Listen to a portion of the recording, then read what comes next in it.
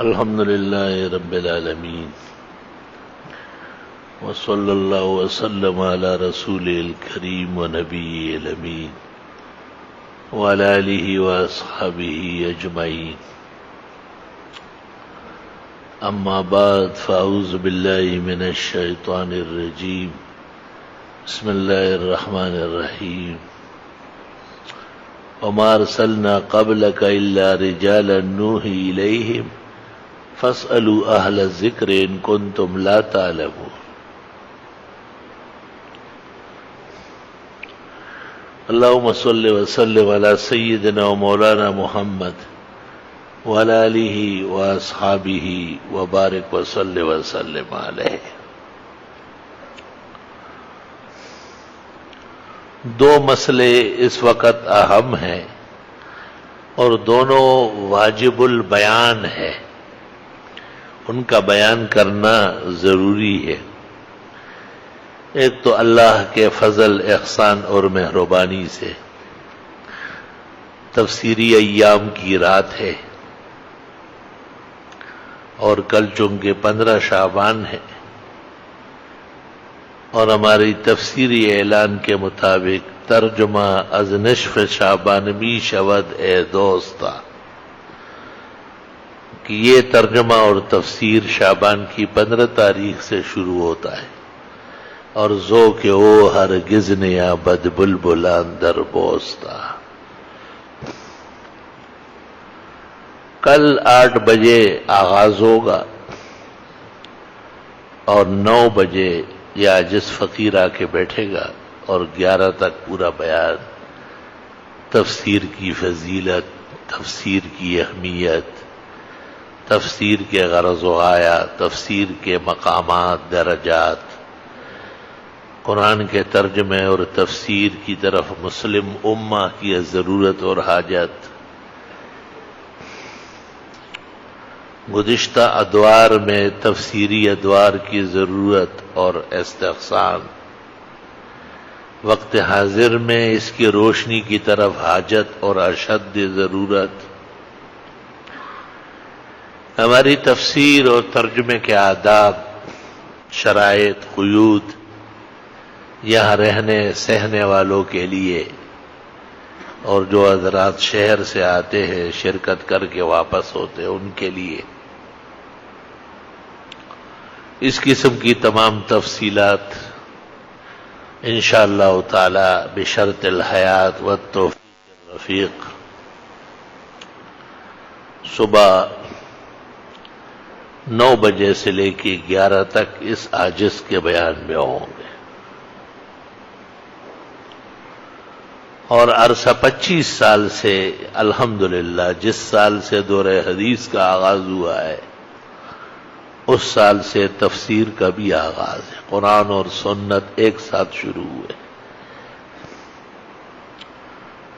دور حدیث میں بھی سینکڑوں باصلاحیت اور باذوق طلباء شریک ہوتے ہیں، لیکن تفسیر کا گن گرج پوری دنیا میں ہے.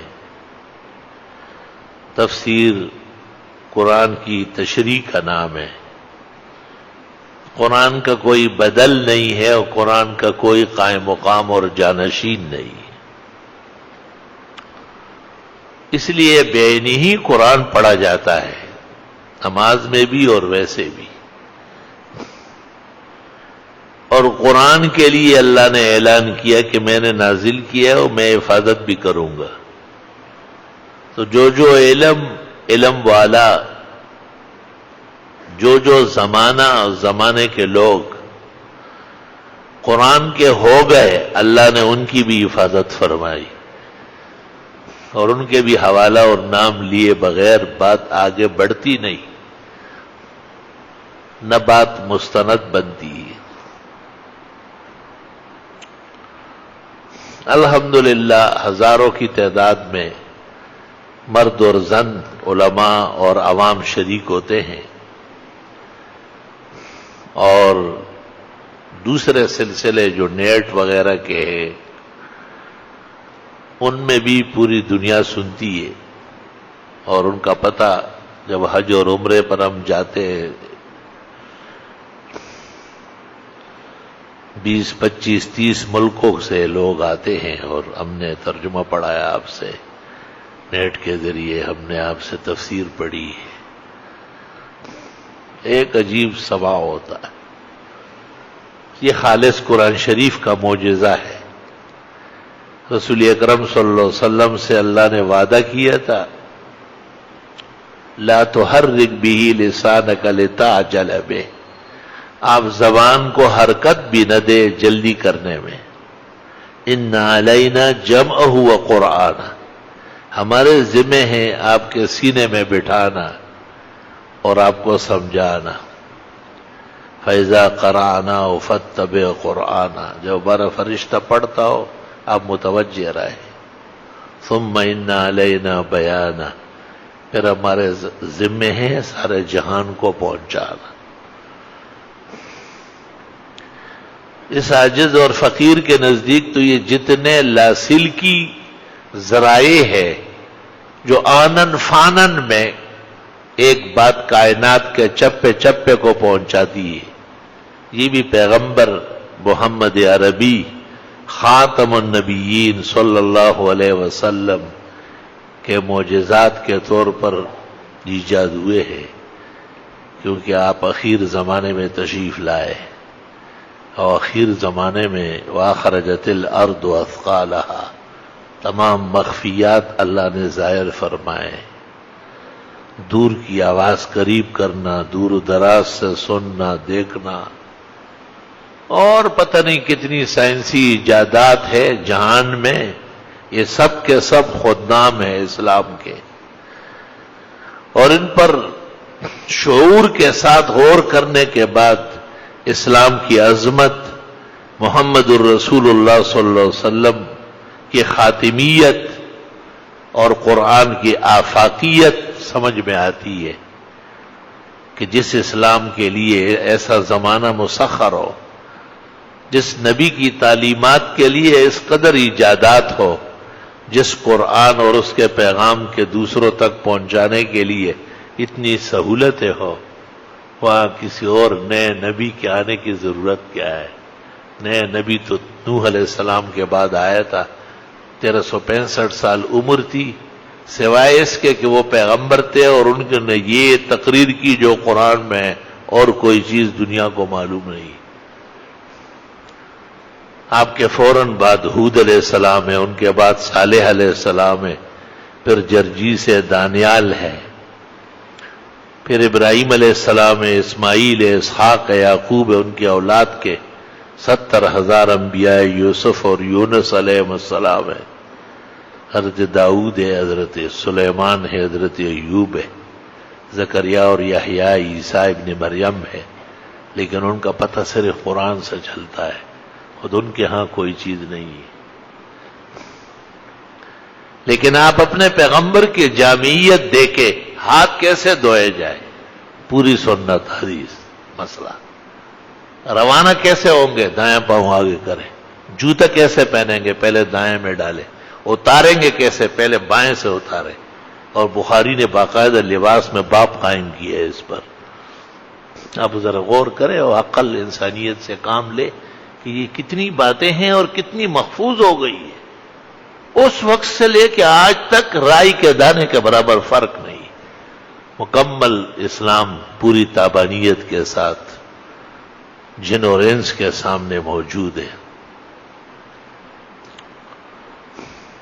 اور پھر یہ کہ محللات کیا ہے، کون کون سی چیزیں حلال ہے، کون کون سی چیزیں حرام ہے، مکروہ ہے، مستحب ہے، مستحب و سنت میں کیا فرق ہے، فرض اور واجب میں تفصیلات، ایک ایک مسئلے پر 3,000-4,000 کتابیں لکھی گئی، ایک ایک مسئلے پر۔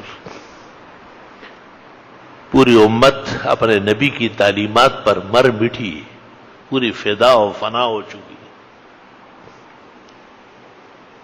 یہ آپ کا معجزہ ہے کہ آپ ہی قیامت تک رسول مرسل ہے اور نبی مکرم ہے اور خاتم الرسول والنبیین ہے اور سید الاولیاء والمتقین ہے صلی اللہ علیہ وسلم۔ یہاں ایک بات اور بھی یاد رکھے، اور وہ یہ کہ آج کی جو رات ہے جس کو لیلۃ النصف من شعبان کہتے ہیں، مشہور ہے کہ اس رات میں سال بھر کے آجال لکھے جاتے اور ارزاق لکھے جاتے اور آنے والوں کے اور جانے والوں کے اور تکلیفوں کے اور راحتوں کے فیصلے ہوتے ہیں۔ اس میں طرفین کے علماء ہیں، کچھ علماء ایسے ہیں جو اس کو بالکل دروغ قرار دیتے کہ یہ جھوٹی روایت ہے، کہ کوئی حقیقت نہیں، اور ان کے متبعین میں سے بعض لوگ ہیں جو لوگوں کو اس رات کی عبادت سے منع کرتے یا اس دن کے روزے سے منع کرتے ہیں۔ درست بات یہ ہے کہ یہ رات ثابت ہے، اور اس کے ثبوت کی 3 دلیلیں ہیں۔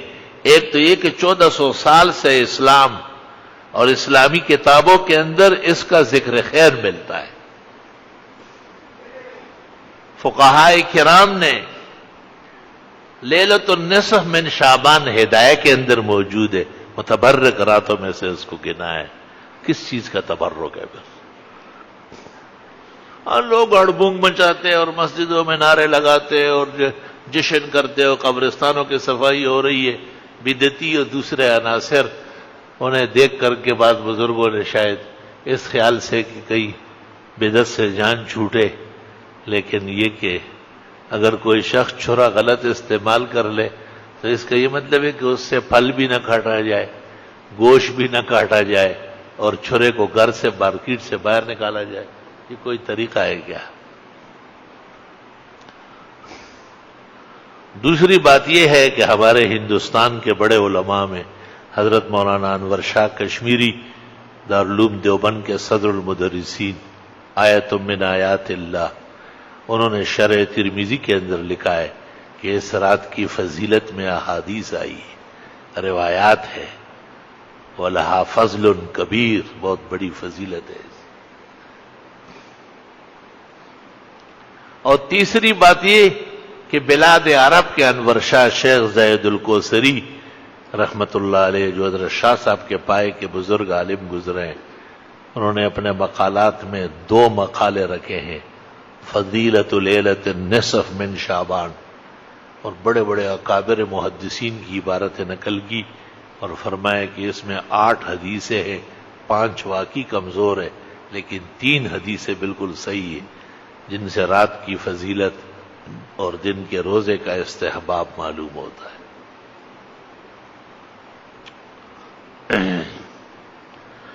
یہ بات اس لیے عرض کرتا ہوں کہ بعض روایات میں ہے کہ ایک مسئلہ سیکھنا 100 رکعت نوافل کے برابر ہے، تو مسئلے سیکھو، 100 رکعت تم کب پڑھو گے؟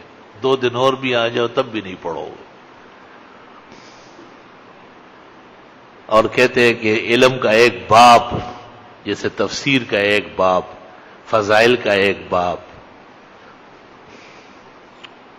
اس کی اہمیت کا ایک باب، اس کی فضیلت کا ایک باب، اس رات کے ثبوت کا ایک باب، اس رات کے آداب و احترام اور اس میں اعتدال اور میانہ روی کا ایک باب اگر سمجھ لیا جائے تو 1000 رکعت نوافل کا ثواب ملتا ہے۔ یا اللہ! تو میں نے بھی اس خیال سے کہ آج کی نشست میں اسی سے متعلق مسائل بیان کرتا ہوں تاکہ ہمارے بھائیوں کو اور ان کے توسط سے ہماری بہنوں کو، بیٹیوں کو اور بھاوجوں کو بھی گھروں میں علم کی روشنی نصیب ہو جائے اور وہ بھی 100 رکعت نوافل اور 1000 رکعت نوافل کا ثواب حاصل کر لیں۔ یہ اللہ کے احسانات کے قبیل میں سے ہیں۔ جس طرح آدمی کتنی محنت کرتا ہے اور کتنی مشقت کرتا ہے اور وہ اول سے لے کے اخیر تک قرآن شریف پڑھتا ہے، ایک قرآن پڑھ لیا، بہت بڑا کام ہے، اللہ نصیب فرمائے۔ لیکن حدیث میں ہے کہ سورہ اخلاص ثلث قرآن ہے، 1/3 ہے، تو علماء کہتے ہیں اگر یہ 3 دفعہ پڑھ لیا جائے تو بھی ایک قرآن کا ثواب مل جائے گا۔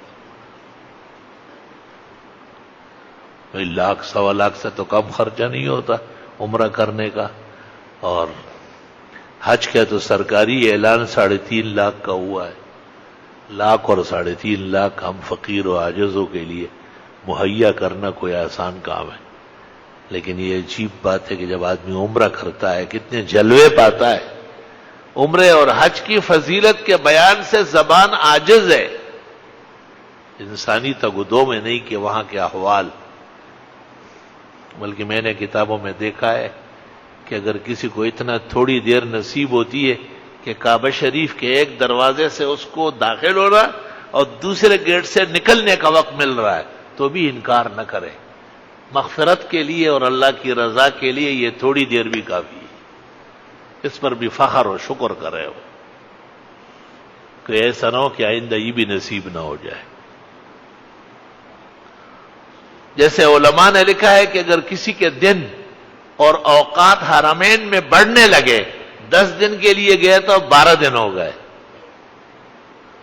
یہ 15 دن چاہتا تو 17 دن لگ گئے. قبولیت کی علامت. اللہ تعالیٰ نے اس کو مزید مہمان بنایا ہے. مہمان سے جب میزبان خوش ہوتا ہے اس کو روکتا ہے، کہتے مت جائیے، رہیے ذرا. اور جب مہمان بدتمیزی کرے تو ڈانگ لے کے اسے نکل جاؤ، آئندہ ادھر کا رخ کیا تو اچھا نہیں ہو. بس تو ایسے لعنتی فرقے ہیں، ایسے گندے لوگ ہیں جو وہاں قدم رکھنے کے قابل نہیں. نہ ان کی امام کعبہ کے پیچھے نماز ہوتی ہے، نہ امام مدینے کے، پھر بھی جو ہے نا ٹھیکیدار دین کے بنے ہوئے. شرم تم کو مگر نہیں آتی. یعنی اوقات وہاں بڑھ جانا خوش بختی. کم سے کم کے لیے بھی کہا کہ انکار مت کرو، اور وقت بڑھ جانے پر مستقل انعام ذکر کیا، شکرانے بتائے کہ مبارک ہو، آپ تو 10 دن کے لیے آئے، 11 دن ہو گئے. آپ 11 دن کے لیے آئے تھے، 12-13 دن ہو گئے.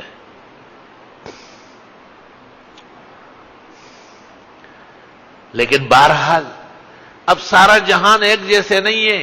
بہت سارے لوگ تڑپتے ہیں، اسی ارمان میں رہتے ہیں، یا رب کرے وہ دن کے مدینہ کو جائے ہم، خاکی دری رسول کا سرما لگائے ہم. اوہ اجازت ہو تو آ کر میں بھی ان میں شامل ہو جاؤں. سنا ہے کل تیرے در پر ہجوم عاشقاں ہوگا.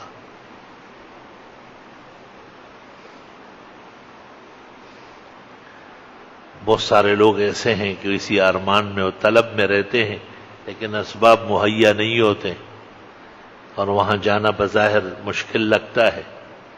تو حدیث شریف میں ارشاد فرمایا، ترمذی شریف کی روایت ہے، من صلی الفجر بجماعت، جس نے فجر کی نماز جماعت سے پڑھی، ثم جلس وذکر اللہ، پھر بیٹھا رہا اور ذکر کرتا رہا. واضح رہے کہ فجر کے بعد جو درس قرآن ہوتا ہے یا مسائل کا بیان ہوتا ہے یا کہیں کہیں حدیث کا درس ہوتا ہے، یہ انفرادی ذکر سے بوجوہ افضل ہے، زیادہ اونچے درجے کا ہے.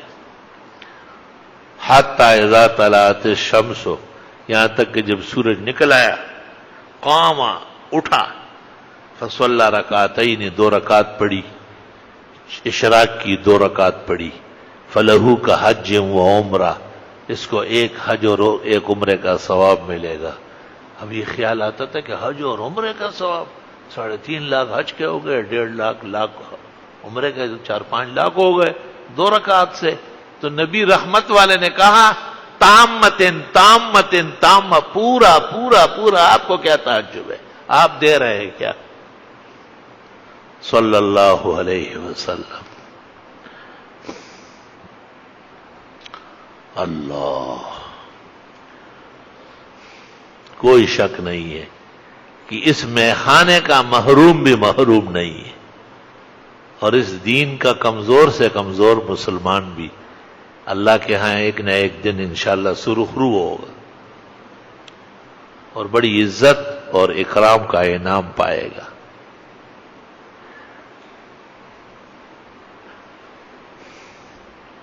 تو ایک بات تو یہ ہے کہ لیلۃ النصف من شعبان، یعنی شعبان کی 15ویں رات، اس کے فضائل ثابت ہے. لوگ انفرادی عبادت کر سکتے، بعض جگہ نفلوں کی جماعت ہوتی ہے، خلاف شرع ہے. بعض جگہ صلاۃ التسبیح با جماعت پڑھتے، حرام ناجائز. نفل کی جماعت حرام ہے، فتاوی عالمگیری میں لکھا ہے کہ ایک آدمی پڑھ رہا تھا اور ایک ساتھ کھڑا تھا تو خیر ہے، لیکن دو اور آ گئے تو سلام پھیر دے اور توڑ دے نماز. اور فرمایا کہ اس لیے کہ 3 آدمیوں کی تو پوری جماعت ہوتی ہے اور یہ باقاعدہ اشتہارات نکالتے ہیں، اخبارات میں اعلانات کرتے ہیں، ہاتھ اٹھائے ہیں مگر لب پر دعا کوئی نہیں، کی عبادت بھی تو وہ جس کی جزا کوئی نہیں. اللہ تعالیٰ بدعات سے اور فسق و فجور سے اور خاص کر عبادت کے رنگ میں محفوظ فرمائیں. یہ جو پٹاخے پھوٹتے ہیں اور ان راتوں کے اندر قسم قسم کی یہ آتش بازی ہوتی ہے، شاید آپ نے اس پر غور نہیں کیا ہے، یہ ہندوؤں کا رسم ہے. اور ہندوؤں کا رسم کیوں ہے اس کو سن لو، صرف ہنسنے سے کچھ نہیں ہوگا. دیر تک آپ ہنس لے تو ایک پائی بھی آپ کو نہیں ملے گی، سنجیدگی سے سن لے تو نسل آباد رہے گی. چونکہ اسلام میں یہ ہے کہ متبرک راتوں کے اندر سکون ہو، آرام و راحت ہو. بخاری شریف میں ہے رسول اکرم صلی اللہ علیہ وسلم اپنے گھر سے نکلے اور مسجد نبوی آ رہے تھے کچھ ضروری مسئلہ بیان کرنے کے لیے. آپ نے راستے میں دیکھا کہ 2 مسلمان ایک دوسرے کے ساتھ تو میں کر رہے تھے اور غصے ہو رہے تھے. آپ بہت غمگین ہو کر کے آئے، ممبر پر بیٹھ گئے اور آپ نے کہا کہ مجھ سے وعدہ ہوا تھا کہ لیلۃ القدر کی متعین گھڑی کہ وہ 21ویں ہے یا 23ویں، 25 ہے یا 27 یا 29، ایک ہی رات متعین کر کے دوں گا. لیکن میں نے دیکھا کہ 2 آدمی راستے میں زور زور سے چلا کے ایک دوسرے پر گرم ہو رہے تھے. حق تعالیٰ نے مجھے کہا کہ اب ضرورت نہیں ہے اس امت کو دینی، ان کے ہاں تو ایسی بے اعتدالی. دونوں صحابہ تھے، مسلمان تھے، بے قصور تھا، ان کو معلوم نہیں تھا کہ ہماری اس غلطی سے اتنی بڑی پکڑ ہوگی. اور یہ چونکہ مسلمانوں نے اس رات کو بڑی محبوبیت سے، بڑے سکون سے منانے کی کوشش کی. آگے دلیل سن لو. دوسری دلیل یہ کہ ہماری فقہ میں ہے کہ متبرک راتیں مسجد میں منانا مکروہ ہے، اجتماع کرنا مسجدوں میں کراہت سے خالی نہیں ہے. نور الازا فقہ کی پہلی کتاب ہے، اس کی عبارت سن لو. وَيُكْرَهُ إِحْيَاءُ اللَّيَالِيِ الْمُتَبَرِّكَةِ وَاجْتِمَاعُهَا فِي الْمَسَاجِدِ. متبرک راتوں کے لیے اکٹھے ہونا اور ساری رات مسجدوں میں جاگنا یہ مکروہ ہے، کیونکہ اس میں بھی ہڑبونگ پیدا ہوتی ہے، اس میں بھی بدنظمی ہوتی ہے. وہاں ایک لیٹا ہوا ہے، ادھر ایک پڑا ہوا ہے. چونکہ مسلمانوں کے ہاں متبرک راتوں کے اندر بڑا سکون، بڑی راحت اور بڑا وقار کے ساتھ راتیں منائی جاتی تھی.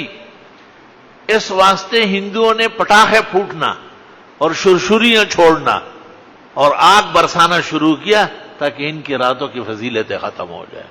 ملک آزاد ہو گیا لیکن نظریہ آزاد نہیں ہوا. جتھے دکھو تھی اوتھے انکل ہوتی، جہاں تھے وہی چلتا ہے. ہمارے مسلمان بھائی غلطی سے کر رہے ہیں، نہ وہ ہندو ہیں، وہ ہندوؤں پہ لعنت بیچتے ہیں، لیکن انہیں سمجھانے کی ضرورت ہے. حدیث شریف میں لوگ زبردست سونے کے اور یاقوت و مرجان کے کان ہیں، معدنیات کے خزانے ہیں، کاش کہ ان کو دین سمجھا دیا جائے. اس لیے فرمایا کہ ایک مسئلہ سیکھنا 100 رکعت نوافل کے برابر ہے، اور علم کا ایک باب پڑھنا 1000 رکعت نوافل سے افضل ہے. بہت سارے لوگ کہتے ہیں کہ جی گھروں میں اتنا ماحول مہیا نہیں ہے، تو گھر تو آپ کا ہے، گھر میں تو آپ اور آپ کے بال بچے رہتے ہیں. اپنے گھر میں جیسے آپ نے ٹی وی کی جگہ بنائی ہے، اس طرح آپ نماز کی جگہ بنا لیں اور وہاں گھر کی بیویاں نماز پڑھے، چھوٹے بچے قرآن شریف وہیں پڑھے. اس کا یہ فائدہ ہے کہ پیشاب کرنے والے بچے وہاں نہیں پہنچیں گے تو تختہ پوش رکھ لے، پرانے زمانے میں چبوترا بنتا تھا جس کو صوفہ کہتے ہیں، پیغمبر کی مسجد کے ساتھ بھی ایک اونچی جگہ بنی تھی، اس کو صوفہ، جس کو اردو کے اندر چبوترا کہتے ہیں اور پشتو میں دن گاچا کہتے ہیں، تاکہ گھر کی مرغیاں وہاں جا کے بیٹ نہ کرے، چھوٹے بچے رینگتے وہاں جا کے پیشاب نہ کرے، تو گھر کے اندر عبادت کی جگہ تو ہونا چاہیے۔ قرآن کریم سورۃ یونس میں ہے کہ حضرت موسیٰ علیہ السلام نے فرعون کے مقابلے میں بنی اسرائیل کو کہا تھا کہ اپنے گھروں کے اندر نماز کی جگہ بنا لو۔ علماء دین کہتے ہیں کہ فرعون ان کو باہر مسجد نہیں بننے دیتا اور نہ مسجد میں نماز پڑھنے دیتا، تو حضرت موسیٰ علیہ السلام نے کہا کہ اپنے گھروں کو ایسا بنا لو جس میں عبادت کرنا آسان ہو، گھر میں وضو خانہ، تاکہ روزانہ آپ بیسن پہ کھڑے رہیں گے اور یوں یوں کرتے رہیں گے ہاتھ۔ یہ پرایا گھر ہے، یہ 2-3 دن کے لیے گھر ہے، اس کے تو آپ ہزاروں روپے کرایہ دے رہے ہیں، اس کے تو آپ کروڑوں روپے خرچ کر کے مالک بنے، تو اپنے آزاد اور ملکیت کے گھر میں بھی آپ غلام رہ رہے ہیں۔ مسئلہ ہے نا، 100 رکعت نوافل آسان کام ہے، 100 رکعت نوافل کمائے گی، اس کو مسئلہ کہتے ہیں۔ آپ خود بنا رہے ہیں، اللہ توفیق دے، اپنے گھر اللہ سب کو نصیب کرے۔ دائیں طرف باورچی خانہ، دائیں طرف میوان خانہ، یہ بائیں طرف بیت الخلاء، طہارت خانے۔ ہم مسلمان اصحاب الیمین ہمارا نام ہے، دائیں ہاتھ سے کام کرنا، دائیں ہاتھ سے کتاب پکڑنا، دائیں ہاتھ سے روٹی کھانا، دائیں ہاتھ سے پانی پینا، بائیں ہاتھ تو مجبوراً ملانا پڑے گا جب برتن بھاری ہو، یا ایک ہاتھ سے کام نہیں بنتا ہو۔ یہ نہیں کہ غیر مسلم کی طرح دائیں اور بائیں برابر ہے، اس کا ادھر سے بھی کھا سکتے ہو ادھر سے بھی کھا سکتا ہے، دو سیری لٹک رہا، دو سیری نہیں۔ قیامت کے دن بھی آپ کو اس احترام میں دائیں ہاتھ سے نام اعمال ملے گا۔ اصحاب الیمین وماس، کیا کہنا ہے دائیں ہاتھ والوں کا، فی صدر مخدود وطلح منضود وظل ممدود وماء مسکوب وفاکہۃ کثیرہ لا مقطوعۃ ولا ممنوعہ وفرش مرفوعہ۔ کیا فضیلت ہے، انعامات کی بارش ہے ان لوگوں پر۔ وَأَصْحَابُ الشِّمَالِ مَا، وہ بائیں ہاتھ والے، قرآن بائیں ہاتھ میں لیے ہوا ہے، روٹی دائیں سے بھی کھا رہا ہے، بائیں سے بھی منہ میں ڈال رہا ہے۔ وہ تو مسئلے کب سیکھے گا؟ جوان ہو گیا، شادی ہو گئی، بچے نکل آئے، اور اس کو ابھی تک مسئلوں کی پرواہ نہیں۔ بھائی یہ بائیں ہاتھ حدیث شریف میں یہ نجاسات کے لیے، غلاظات صاف کرنے کے لیے، جوتا اٹھانے کے لیے، جو کام دائیں ہاتھ سے ضروری نہیں ہے وہ بائیں سے کرے۔ لا الہ ہے، مسئلے بیان ہو رہے ہیں بھائی، 100 رکعت کے نوافل بیٹھے بیٹھے، لا الہ الا اللہ۔ اور یہ کوئی گپ شپ والی باتیں ہیں؟ پیغمبر کی خدمت میں آپ نے خواب دیکھا کہ مجھے جبریل نے مسواک دی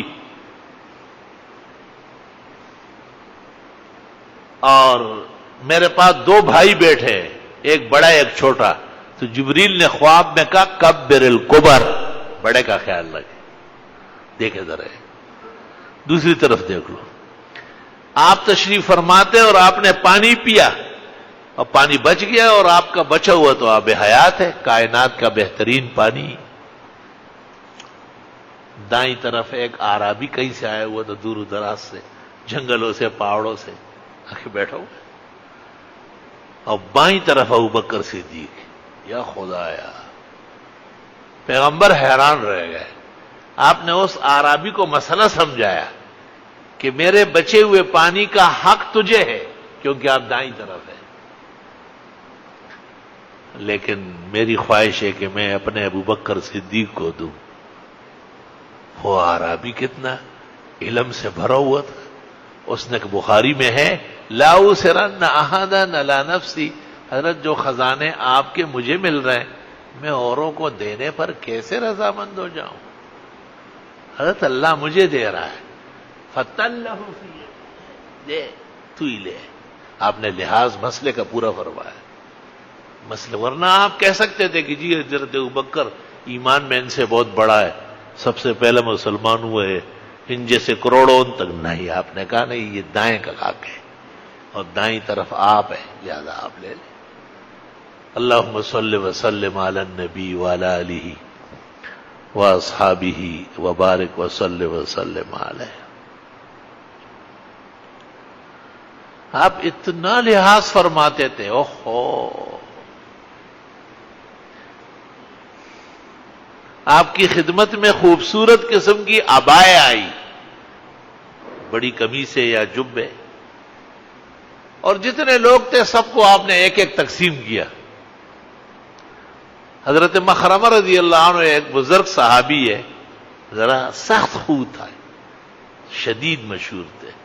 بیٹے کو کہا جلدی کرو مجھے پہنچاؤ، حضرت کے ہاں لمبی لمبی قمیصیں اور عبائے تقسیم ہو رہی ہے، مجھے بھی مل جائے. بیٹا لے آئے وہاں. جب وہاں آئے تو بیٹے کو کہا ادعوہ لی، آواز دے دو. بیٹے نے کہا نبی کو؟ کہا بلاؤ. انہ کریم رؤوف الرحیم، وہ بڑے مہربان ہیں. بیٹا پریشان.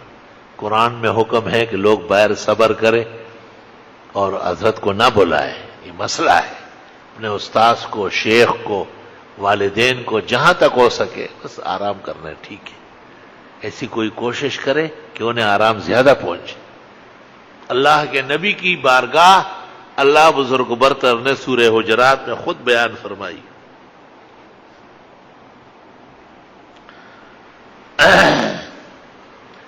کہ وہ لوگ جو آپ کو باہر سے پکارتے ہیں ان کی عقل کم ہے. باہر سے پکارنے والے، فرمایا عقل کم ہے. تو جو پاکستان سے پکار رہے ان کا ایمان ہے؟ قبروں کو دور دراز سے نعرے لگاتے ہیں.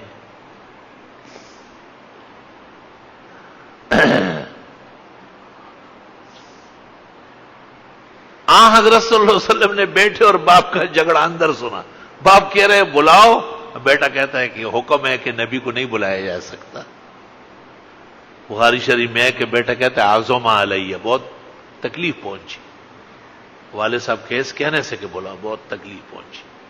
حضرت صلی اللہ علیہ وسلم باہر آئے ایک خوبصورت عبا لپیٹ کے، اور آتے ہی مخرمہ کو کہا حاضی خبات لک، یہ آپ کے لیے پہلے سے رکھ چکا تھا. صلی اللہ علیہ وسلم. اللہم صلی وسلم علی النبی وعلی آلہ واصحابہ وبارک وصلی وسلم علیہ. جہاں تک ہو سکتا ہو مسلمانوں کا لحاظ اور مسلمانوں کے ساتھ بہترین سلوک.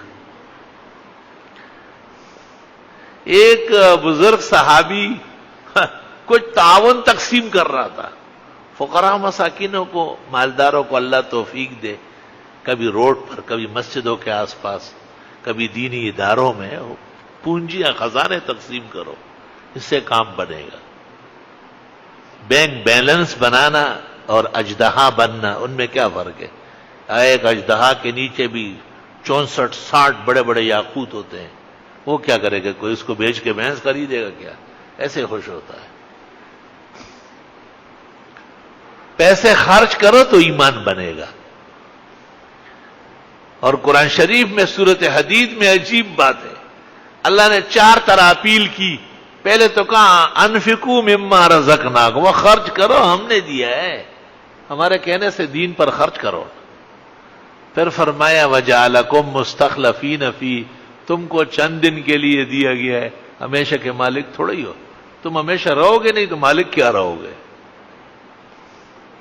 پھر فرمایا چلو تمہارا صحیح، وَمَن يُقْرِضُ اللَّهَ قَرْضًا حَسَنًا، قرض دے دو، اللہ تعالیٰ کو بہترین بدلہ دے گا. 3 ہو گئے. نہیں سمجھے اب بھی، عقل نہیں آئی. وَلِلَّهِ مِيرَاثُ السَّمَاوَاتِ، مر جاؤ گے سارا رہ جائے گا، خالی ہاتھ جاؤ گے. وہاں تپیڑے پڑیں گے چوکیدار صاحب، بینک بیلنس والے، اتنے پلاٹ اور دولت والے، کیا خرچ کر چکے تھے دین پر؟ جواب ہوگا نہیں تو کس کے پٹائی لگتی رہے گی. صحیح حدیث میں ہے روزانہ 2 فرشتے صبح سویرے اترتے ہیں، ایک آواز لگاتا ہے اللہم آتی منفقا خلفا، یا اللہ صحیح طرح خرچ کرنے والوں کو صحیح جگہ، جہاں سے توحید و سنت کے چشمے جاری ہوتے ہیں، جہاں غریب مسکین کی حاجت پوری ہو جائے، یا اللہ ان کو اور دے۔ خلف مانا اور، بدل، جانشین، نائب۔ تو دوسرا فرشتہ نعرہ لگا اللہم آتی ممسکا تلفا۔ ممسک کے معنی ہے جس کے پاس ہے اور نہیں دیتا، یا اللہ اس کا مال و دولت غرق کر دے، اس کو تباہ کر دے۔ یہ نعرے روزانہ فجر کے وقت لگ چکے ہوتے ہیں، اس لیے مالداروں پر ہمیشہ آفات آتی ہے، پریشانیاں آتی ہے، ایسے ایسے مصائب میں پھنستے ہیں کہ صورت نکلنے کی بنتی نہیں، کیونکہ ان کے ذمہ جتنا خرچ کرنا ہے، اگر یہ خرچ کر لے تو یہ آدھا پاکستان جو بچا ہے، منوڑے سے لے کے ترہم تک کوئی مسکین غریب نہیں رہے گا۔ ان اژدہاؤں کے سینے کے نیچے اتنا ہیرے اور جواہر جمع ہے، لیکن یہ ان کے خالص چوکیدار ہیں، پالنہار ہے خالص۔ ان میں یہ ہمت کہاں ہے کہ یہ بلاؤں کو ٹال دیں، اپنی آخرت بنانے کے لیے خوب خرچ کر لیں۔ تو ایک صحابی نے اندھیرے میں کہ بھئی کسی کو پتہ نہ چلے، پیسے بانٹنا شروع کیا، درہم، دینار، اس کو 2، اس کو 4، سب لوگ لے رہے تھے، ان کا بیٹا بھی گھس گیا لائن میں، اس نے بھی لے لی، گھر چلا گیا۔ جب گھر پہنچ گیا اس کے والد نے کہا تو کہاں آیا تھا؟ کہ میں بھی لڑکوں میں تھا۔ نہیں آپ کو تو میں نے نہیں دیا، کہا میں نے تو وہاں لائن میں لیا ہے۔ دونوں جھگڑا کرتے ہوئے پیغمبر کی خدمت میں آئے، آپ نے دونوں کی باتیں سنی اور وہ بچے کی چالاکی بھی سنی اور ہنس پڑے، اور باپ کو کہا آپ کی نیت تو اللہ کی رضا تھی، وہ ہو گئی، اور بیٹے کو کہا جو تو لے چکا ہے سو لے چکا ہے، ٹھیک ہے۔ نفلی خیرات حسنات کبھی کبھی اپنوں کو بھی دیا جا سکتا ہے، اللہ کہ زکوٰۃ ہو تو بے شک اس کو اصل مستحق تک پہنچانا بھی فرض ہے۔ مسئلہ نفلی اور غیر نفلی میں زمین و آسمان کا فرق ہے۔ حضرت کا کرم دے کے، احسان دے کے، مہربانی دے کے۔ جبریل نے وعدہ کیا تھا آؤں گا، وقت مقررہ وقت گزر گیا، جبریل نہیں آئے، صحاح میں ہے۔ حضرت بہت متحیر ہوئے کہ اللہ فرشتوں کی باتوں میں تو کوئی غلط بیانی ہوتی نہیں ہے، آپ باہر آئے تو جبریل کھڑے ہیں۔ آپ نے پوچھا اندر کیوں نہیں آئے؟ فرمایا آپ کے گھر میں کتا ہے۔ کہا میرے گھر میں؟ کہاں؟ اور جس گھر میں کتے ہوتے ہیں وہاں ہم نہیں جا سکتے۔ کتا یا جاندار کی تصویر یا ایک جنوبی کو نہانے کا وقت ملا ہے اور اس نے ابھی تک غسل نہیں کیا ہے، مسئلے ہیں، مسئلے سنو، 100 رکعت جمع کرتے رہو۔ آپ گھر تشریف لائے اور بیویوں سے پوچھا کہ جبریل باہر کھڑے ہیں اندر نہیں آ رہا ہے، اور کہتے ہیں اندر کوئی کتا ہے، جو لوگ کہتے ہیں وہ غیب دان، وہ عالم الغیب، شرم کرو۔ بی بی نے کہا کہ ہاں حسن، حضرت حسن چھوٹا سا بچہ، وفات رسول کے وقت 8 سال کا ہے اور حسین 7 سال کا۔ کہا حسن کے پاس ایک پلہ تھا خوبصورت سا، گود میں دبا کے چارپائی کے نیچے بٹھایا ہے۔ آپ نے کہا کون سی چارپائی کا؟ یہ چارپائی۔ آپ نے اس کو باہر نکالا لکڑی سے، اور پھر بیویوں سے کہا یہاں پانی ڈالو کہ اس کے بال بھی نہ رہے، کیونکہ کتے کے بال بھی کہیں پڑے ہو تو وہاں اللہ کی رحمتوں کے فرشتے نہیں آتے۔ کتے کی روح قبض کرنے والے عذاب والے تو آئیں گے، یہ عذاب یافتہ ہو گیا۔ لیکن آپ نے حسن کو نہیں کہا کہ یہاں نہ آئے، بیڑ نواسا ہے۔ آپ نے کہا ابنی ہاذ، یہ تو میرے بیٹے کی طرح ہے۔ بچوں کی اصلاح کی جاتی ہے، صفائی ستھرائی بڑوں کا فریضہ ہے، تعلیم دینا۔ حضرت حسن نے ایک دفعہ کھجور اٹھائی منہ میں ڈالی، آپ نے کہا اوہ اوہ، تھوکو تھوکو، واپس پھینکو منہ سے۔ آسان تکون من الصدقہ، کہیں یہ زکوٰۃ کی کھجور میں سے نہ ہو، اور ہم سادات کے لیے زکوٰۃ لینا حرام نہ جائے۔ اسی پر ائمہ اربعہ ہے، اسی پر حنفیہ کا فتویٰ ہے، اسی پر مسلک دیوبند کا عمل ہے۔ الحمدللہ کہ 15ویں صدی میں بھی سادات کو زکوٰۃ نہیں دی جا سکتی، نہ سید سید کو دے سکتا ہے، نہ غیر سید سید کو دے سکتا ہے۔ مسئلہ مسائل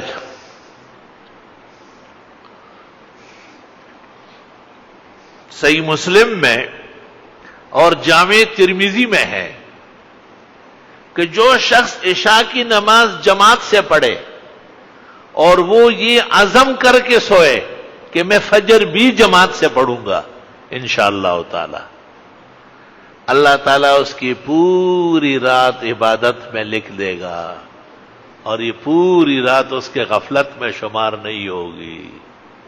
لا الہ الا اللہ۔ اس لیے علماء دین کہتے ہیں کہ اس زمانے میں مسجدوں میں جمع ہونا، ہڑبونگ مچانا، بہت ساری بدعت و خرافات کرنا اور بے ادبی اور ادب کا خیال نہ کرنا، اس سے بہتر ہے کہ عشاء کی نماز پڑھ لی، جب تک جاگ رہے ہیں نوافل پڑھو، اور جب سونے لگے تو چند رکعت بنیت قیام اللیل یا تہجد کے پڑھ کے اس کے بعد وتر پڑھ لو۔ وتر رات کی آخری نماز ہے، وتروں کے بعد نفل پسندیدہ نہیں ہے۔ ہاں، قضا، تلاوت، دعا، ذکر سب ہوں گے، اور اس کے بعد دعا مانگ کے اور یہ ارادہ کر لے کہ اللہ میں فجر با جماعت پڑھوں گا۔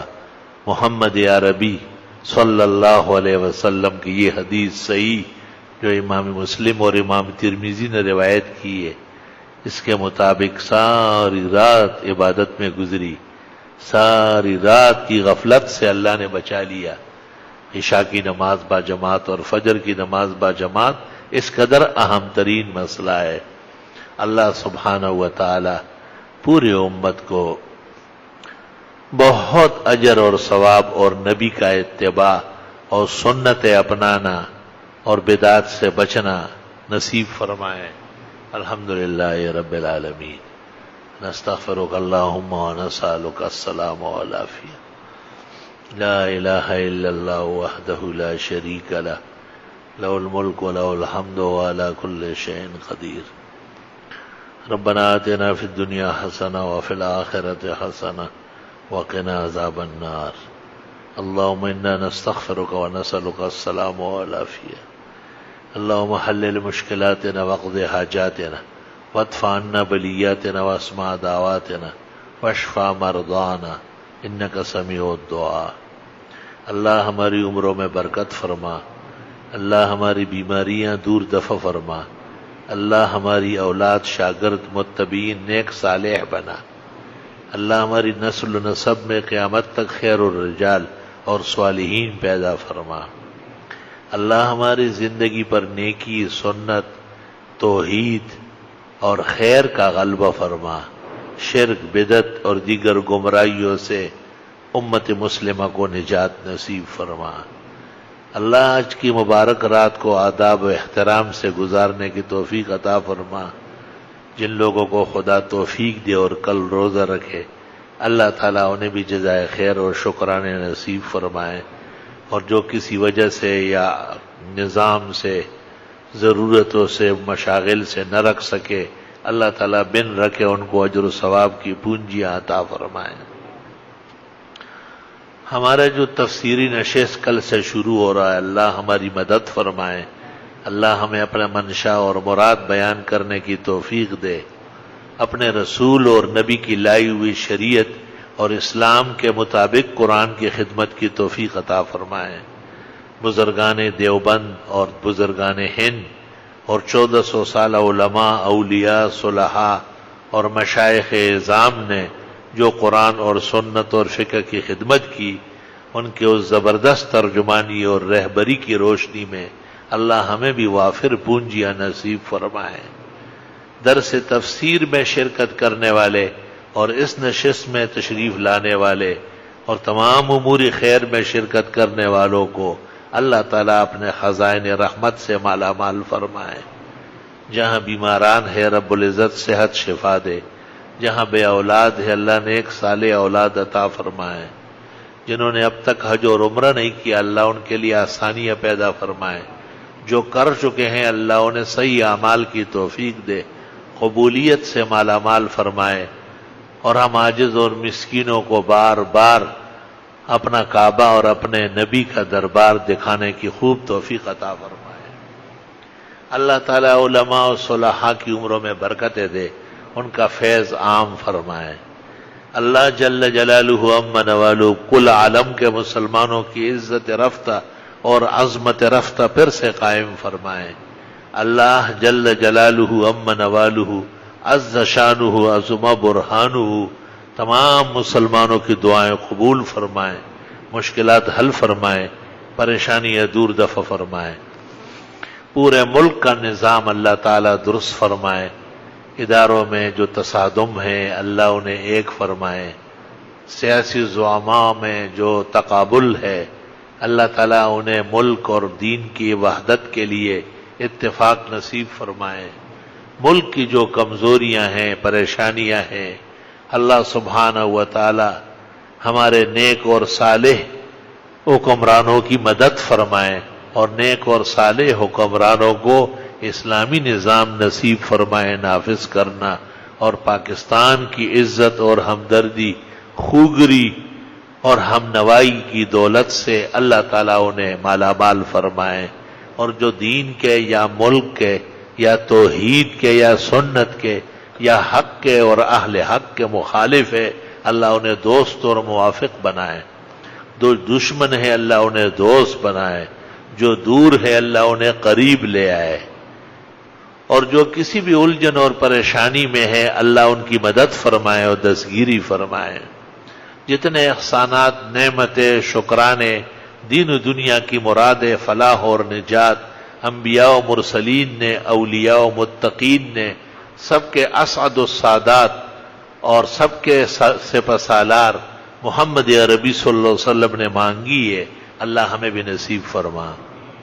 جتنی بلیات سے، آفات سے، اسقام سے اور پریشانیوں سے اور صدموں سے اور دونوں جہانوں کی تباہیوں سے انبیاء و مرسلین نے، اولیاء و متقین نے پناہ مانگی ہے، خاص کر محمد الرسول اللہ صلی اللہ علیہ وسلم نے، یا اللہ ہمیں محفوظ فرما، یا اللہ ہماری بھی حفاظت فرما، اللہ ہمارے شہر کی تباہی سے محفوظ فرما، اس میں مستقل امن، قرار، سکون پیدا فرما، پورے ملک میں اور پورے جہان اسلام میں اللہ قرار، امن، سکون پیدا فرما، حرمین شریفین کی حفاظت فرما، وہاں کی موحد خادم حکومت کو مغاربہ و زنادقہ کے نظر بد سے بچا، اور القدس کو آزاد فرما، چیچنیا، بوسنیا، الجزائر، کوسو، موریتانیہ، انڈونیشیا، عراق، افغانستان، کشمیر میں اسلامی راج قائم دائم فرما، پاکستان کے چپے چپے اور ذرے ذرے ایک ایک باسی کی حفاظت فرما،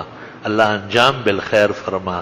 دنیا چند روزہ ہے، عارضی ہے، اصل تو آخرت ہے، خدایا بوقت سفر ان الدنیا ہمارے دل پر بھی اور زبان پر بھی شہادت کا کلمہ ہو، اور اللہ تیری وحدانیت کے ترانے بلند ہو۔ خدایا قبر ہماری انقریب جانے والے ہیں، وہی نندے کا سبادے و دامل دزر غنشادے، خدایا اسے بھی جنت کا باغ بنا۔ منکر نکیر کے سوال کے جواب میں ثابت قدمی، سرخروئی عطا فرما، جیسے کہ احادیث میں ہے کہ مومن کی قبر جنت کے باغات میں سے ایک باغ ہے۔ اللہ ہمارے بزرگوں کی، ہمارے والدین کی، ہمارے مرحومین کی قبروں کو بھی جنت کے باغ بنا، ہماری اولاد، شاگرد، مطیعین، منقادین، شاکرین، دین کے تعاون و خرچ کرنے والے مخلصین، سب کو یہ سعادت اور یہ عروج و عزت نصیب فرما۔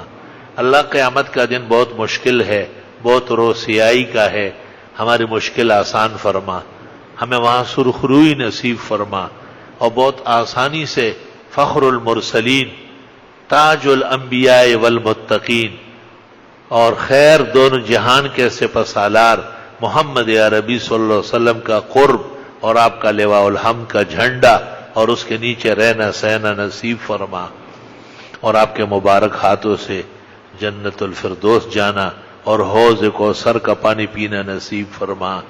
جمیع انبیاء و مرسلین، اولیاء و متقین اور جتنے بھی ابرار اور اخیار ہیں، گزرے ہیں یا آنے والے، ان سب کے ساتھ خاص کر محمد عربی صلی اللہ علیہ وسلم کے ہمراہ ہم سب کو جنت الفردوس نصیب فرما۔ ربنا تقبل منا انک انت السمیع العلیم وتب علينا إنك أنت التواب الرحيم فالله خير حافظا وهو أرحم الراحمين ما شاء الله لا قوة إلا بالله سبحان ربك رب العزة عما يصفون وسلام على المرسلين والحمد لله رب العالمين وصلى الله تعالى على خير خلقه